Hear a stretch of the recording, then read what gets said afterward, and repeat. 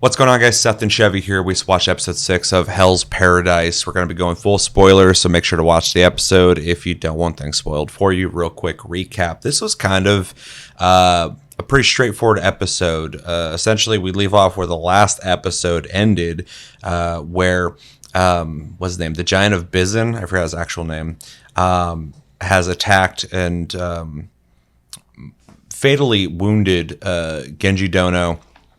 And now Gabi Maru has jumped in literally and kicked him in the head while trying to assess how he's going to fight this guy. He tries a couple moves. He kicks rocks at him in a way that it shows one went through a tree, so definitely has the ability to kill a normal person, but this doesn't penetrate him. He tries a couple abilities while this is happening, while he's trying to figure out how he's going to fight this dude.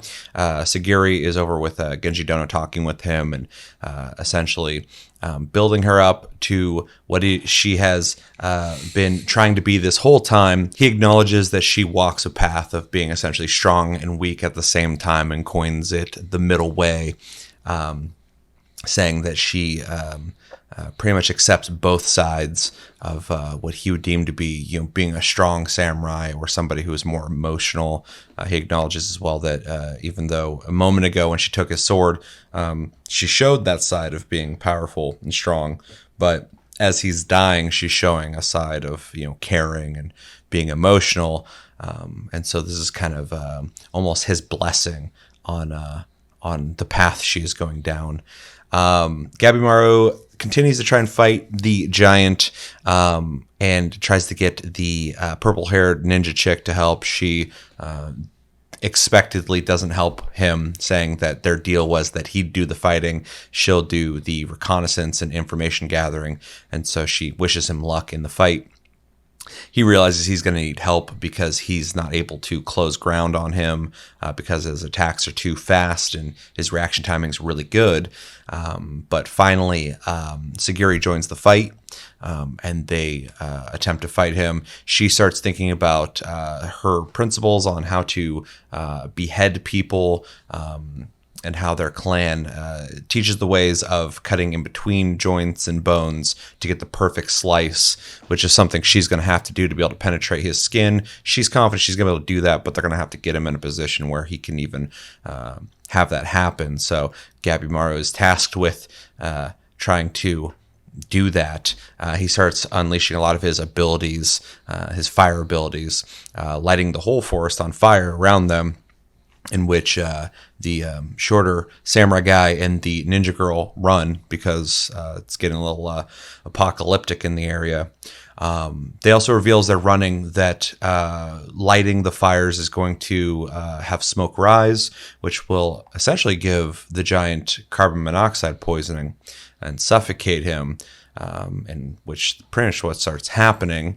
He starts reacting to that. He goes to take a swing at Sagiri. Gabi Maru is able to deflect his attacks for her, get him pinned to the ground, and then she's able to behead him while trying to comfort him. Very Tanjiro of her. And he has flashbacks of his troubled past, of always being hungry, the people he's killed in his past, leading to this point, and how essentially he is being released from his burdened world that he's lived in by Sagiri.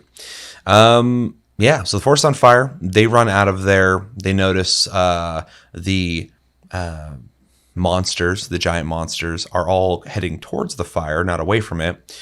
And so they devise a plan to go towards where they came from to see, what's there. On their way there, they run into the purple-haired ninja. It will get her name at some point, remember it. And the samurai, and they have found a village. Is there something you're going to add? Nope. They find a village, speculating on if hermits live there. We leave them and go to the brothers. I forget their name, but the criminal and the samurai who are brothers who are working together. They're slashing their way through enemies. The brothers drinking the blood of these monsters, while the samurai brother is asking if he should even be doing that. But it doesn't seem like he cares a whole lot. And yeah, as they move through the woods, they come upon, they talk about that there's rumors of this village with hermits or whatever. So we're getting more information on this village we're probably going to learn about in the next episode. But they come upon seemingly two people eating fruit and making out, and they interrupt this, and they get a very cold and eerie stare from both of them, and the episode ends. I think that's everything. Yeah. Impressions. I think it's probably the best episode yet. Yeah, I would agree with that. Whoever directed it did a good job of mixing action sequences and storytelling at the same time. We got a lot of information while a fight was happening. And we didn't get any off screen of the fight. It actually happened. Yeah. So thank you. Fucking appreciate that. I loved, and I'm a sucker for katana combat, but I love watching her just deflect his blows constantly while waiting for an opening to appear. That was such a treat. And then also like seeing Gabby Morrow do similar, with hand-to-hand combat while deflecting blows. I feel like this is the first and best example of what we've been hearing about for 5 episodes before this, that Gabby Morrow talks about how powerful she is, but we're not really seeing that. We've only seen Gabby Morrow essentially be OP. This episode demonstrated that Gabby Morrow is pretty much reliant on his jutsu abilities, essentially. I mean, obviously he's strong, but he uses a lot of strong for human standards. Uses tactics and mobility to his advantage. But in this episode, we saw that once she's feeling confident in herself, apparently, she is able to use those principles she's learned with the perfect slicing techniques to be able to deflect a giant who's swinging at her with her sword. And I agree. The scene where she was just doing the precise slice and stuff was really dope looking. Yeah.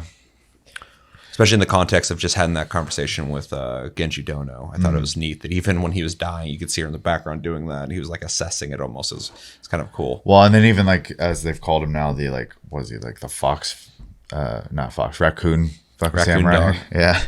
Yeah. Even he was explaining to the Kunoichi character that, she's only low ranked because she's a woman. In terms of actual skill, she's much higher. But they said she was higher than I forgot what the word they used, but it was essentially someone who's high rank. She was better than that. Yeah, which is obviously something that Gabby Morrow has seen in her, but she just was struggling, especially being unnerved by the monsters, I believe, because he also kind of makes a point that. That those nerves kind of shook away when she was fighting a prisoner versus the monsters rattled her really bad. Yeah. So it's also interesting too that we didn't see a good example of her being powerful early on. We only got little hints of it, but it would make sense that Gabby Morrow would be able to pick up on that because he's nonstop now for multiple episodes, been assessing everything that he comes in contact with. So it makes sense he would see something that we even as the audience aren't seeing. Yeah. So. And then, just a lot of the imagery used during the fight as well, especially using water to show her tempering the waves into a calmness, the eyes for focus, and then the flashbacks of essentially what is a giant child trapped in a giant's body, who just wants to eat and play and can't get enough of either, and no one will provide it for him, basically. So it's kind of a unfortunate situation, and I believe those flashbacks kind of coincide with her getting the killing blow, because I think it was stated earlier that she can kind of get the emotions from someone from the killing blow. That's why she can tell, or the clan can tell how good the kill was, because they can feel pain if they fucked it up. So and stuff like that. So on the visual effect thing too, with the eyes and the water and stuff like that's been one thing that hasn't been up and down for me about the show, is the effects and the visual style. Even in the last episode, there's a couple scenes that I thought were really cool, the way they did it, that I've really enjoyed about whoever is in charge of this is doing a good job on just the visual effects of things. And it's a good way to convey something but it's very like artsy. I don't know. I Yeah. really like it. So I also felt very samurai, that scene with the water and stuff, Yeah. which feels very different than like Gabby Maru's version of like assessing if he needs to run right now or if he has to Yeah. fight, and then deciding if he fights how he's going to do it. It's a very different approach, which I think is kind of a cool contrast. Yeah, for sure. Yeah. Then after the fight and the catching up to the other two and seeing the village, that was just too much of a cliffhanger. So it's hard for me to have any hard opinion. But if you watched our last episode, I'd kind of mentioned maybe there was people living here at one point. So I wonder if that'll tie in at all to that. Or if it's just, a bunch of hermits, like they say. We'll see. Yeah. It would explain the shadows, the statues. Yeah. Too. Obviously, everything's been overgrown by whatever the hell's happening here. So, and then the brothers running into what I assume are some form of bird almost, because their hair had one of the hair came off kind of feathery. The other one came off almost plant like. So I'm curious what they actually are. And they had a really good. I can't remember the term they use when they make those kind of eyes in anime, but it's basically like a cracked out look. the Griffith look. Yeah. Yeah, there's a term for that they use. I can't remember what it's called, but I think it translates to literally like basically being cracked out. So Yeah. drug eyes or something like that. Anytime I see that in any anime, I always think back to the original Berserk. Yeah. And obviously he didn't invent it, but like Griffith has made that face many times. Yeah, it's just a surefire like crazy face. So Yeah.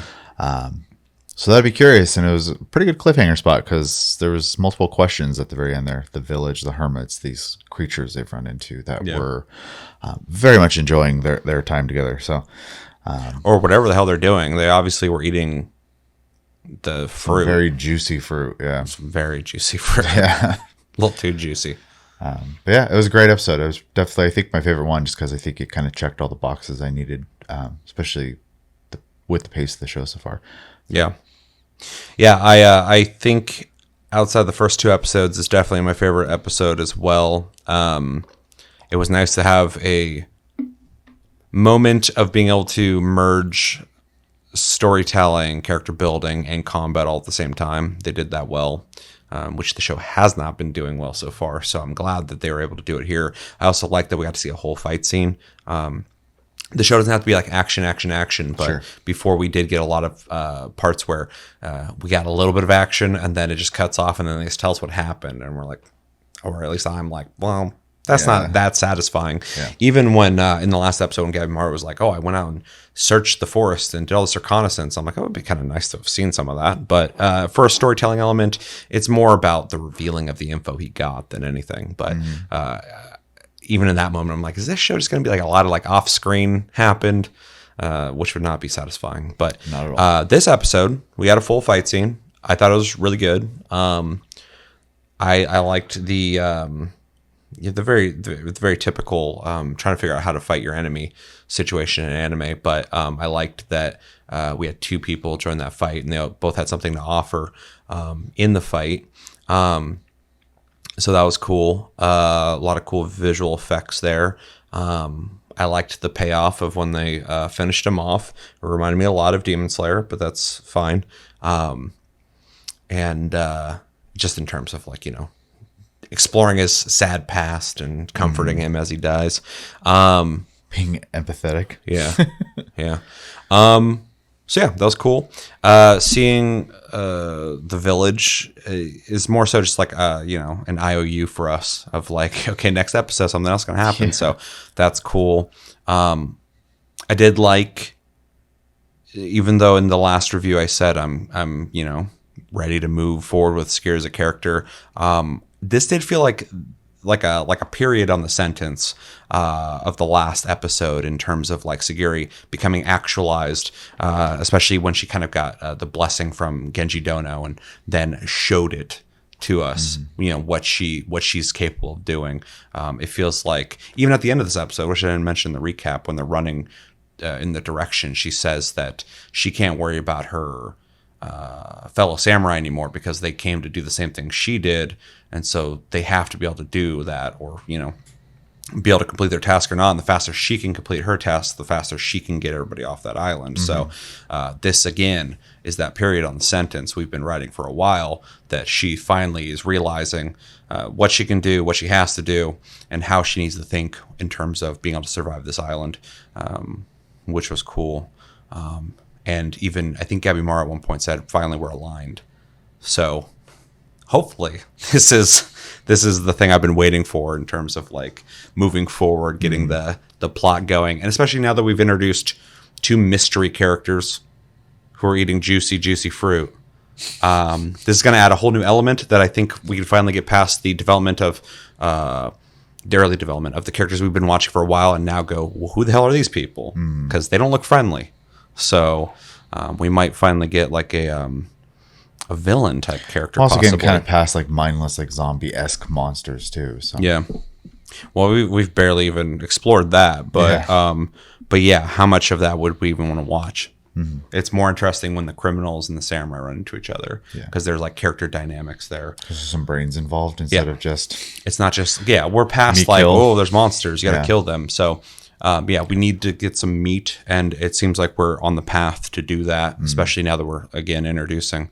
It almost reminded me of Nier Automata, the weird I forgot what they are. The guy who Twins. The twins. Kind of remind me of that situation. So I'm like, oh yeah, those guys or girls or whatever are creepy. So, but yeah, overall a good episode. I liked it. Definitely was entertained the whole time, which was nice.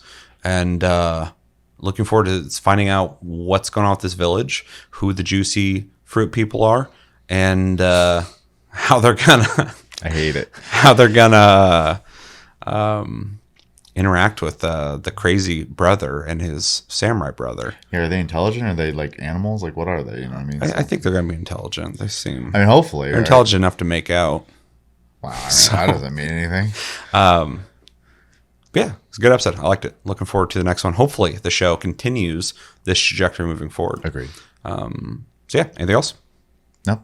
All right, let us know in the comments what you guys think of episode 6. What do you think about the juicy fruit people? What do you think about Sagiri finally becoming who she was always meant to be? What do you think about the fight that happened? How do you feel about the way they did the fight, not cutting it off? And what do you think about the village? What do you think is going to happen moving forward in the next episode? If you've read the manga, we have not, so please no spoilers. If you want us to enjoy the show because you're excited, you're like, oh, I love the manga, then let us. You don't know what's coming. Yeah, let's find out and be excited as well. And yeah, let me know everything you're thinking about when it comes to this in the comments below. We have 2 Demon Slayer reviews coming tomorrow.